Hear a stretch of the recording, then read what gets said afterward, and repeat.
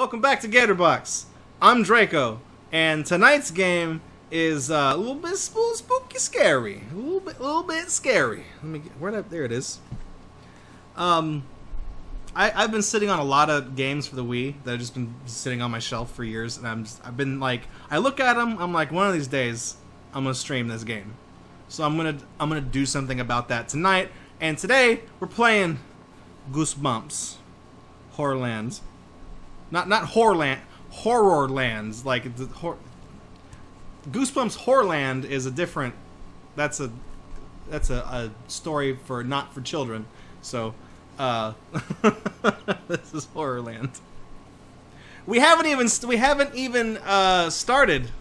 We have not even started talking about this game aside from the name, and chat is already reminding me. Electric Sheep City says, didn't Draco write Goosebumps fanfic back in the day? Yeah, dude. I'm never gonna live that joke down because I mentioned it once on this stream like 4 years ago, and that's gonna be that's what people are gonna remember me for. It's not gonna be anything else I do. It's gonna be Here Lies DracoCon. My epitaph is gonna say he wrote Goosebumps fanfiction, 1988 to 2018 or whatever. I don't fucking know. Goosebumps. For those of you watching this, I mean, Goosebumps is still technically relevant today. So everyone watching this who's like, you know, half my age, still knows what Goosebumps is. It's the spooky scary books written by R.L. Stine, also known as the name that appears at the bottom of Wheel of Fortune on the final round when you get to pick your letters to solve the final puzzle. R.L. Stine. He writes these books. And before he started with Goosebumps back in the early 90s, I think he wrote 2 awful joke books for children. Like bad, like this like Laffy Taffy rapper tier jokes. So, he did that, and then they sucked, and nobody read them, and everyone hated them, and then he wrote Goosebumps, and it became a hit, and it's all werewolves and skeletons and sleepaway camp with monsters and stuff. Not Sleepaway Camp, the movie that ends with the fucking transgender person killing everybody. Not Sleepaway Camp is in. It's not. R.L. Stine did not write Sleepaway Camp. So he writes books, stupid monster books, and I loved them when I was a kid. And there was a TV show that was bad, and then Goosebumps like fell off the radar for like a decade.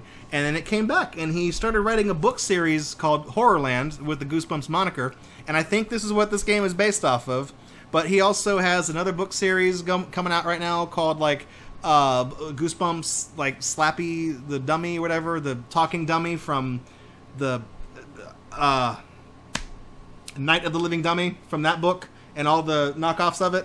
So he's still doing well for himself, and he's still just cashing the same shit. And this is a game based off of those books.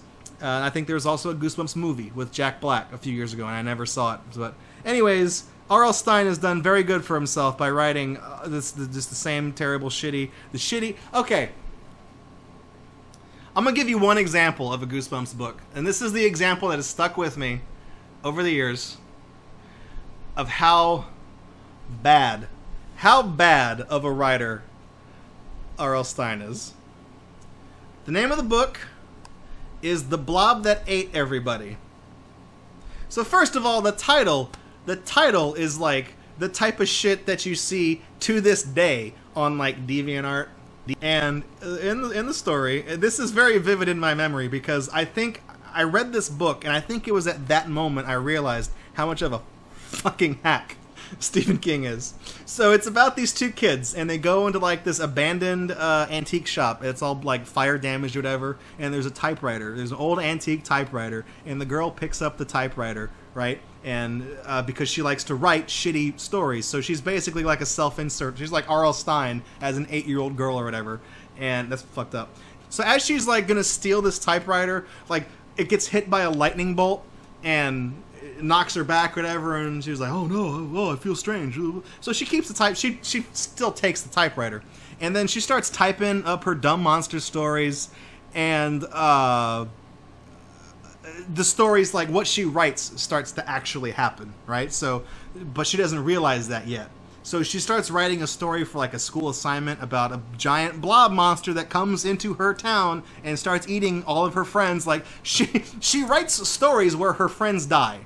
If you think about it, it's kind of fucked up. So she's writing her stories, and then the monster comes to life, and then like the fucking blob monster eats everybody, and including the main character. And R.L. Stine quite obviously wrote his ass into a fucking corner, and he did not want to get rid of his manuscript, all fucking 20 pages of it. So the way the book ends is like, it's about this girl writing this story, and then the perspective, it steps back, and it turns out that the story that you were reading about the girl on the typewriter is actually a story being written by the blob monster, who's a kid, and he's going to blob school or whatever, and he's writing a story about a story. It's this fucking Inception stupid, like, wake up and it was all a dream bullshit.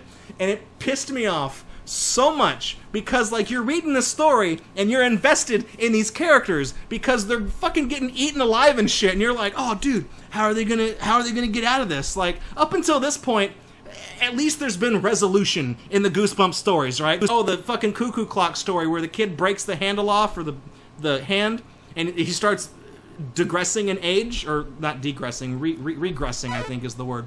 Anyways, he starts getting younger and younger and younger until, like, he has to fucking fix the clock as a fucking baby before he turns back into a sperm or whatever.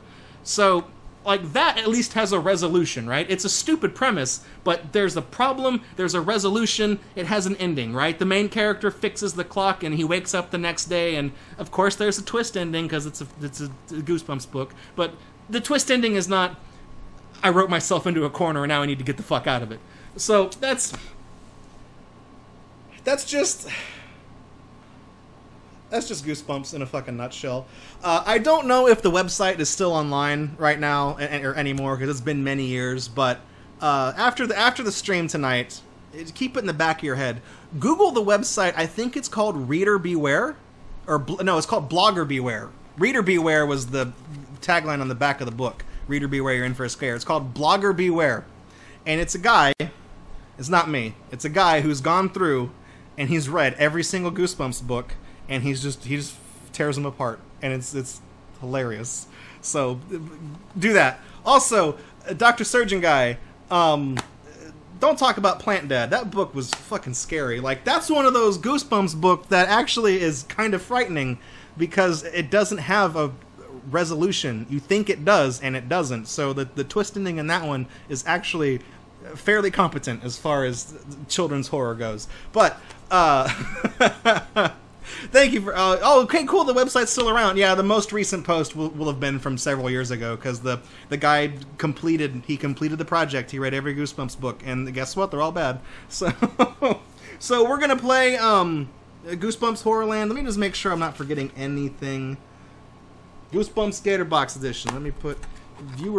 Streamer beware, you're in for a scare. Also, I just want to throw this out there. One of the many things I lost when this place got cleaved in half after Hurricane Harvey was I lost most of my collection of books, which means I lost all of my Goosebumps books. They were not necessarily the ones I had when I was a kid. Some of them were, but some were ones that I bought later to fill in the gaps. Just only the ones that I liked, and I lost those. And I kind of feel like I'm a better person because of it. But anyways, we're gonna hop on over to Gatorbox Classic. I left. Is that on? Jesus, I hate. Fucking. I'm impressed every time I pick up a Wii. I just. Whatever. Okay, turn it on. Is it on?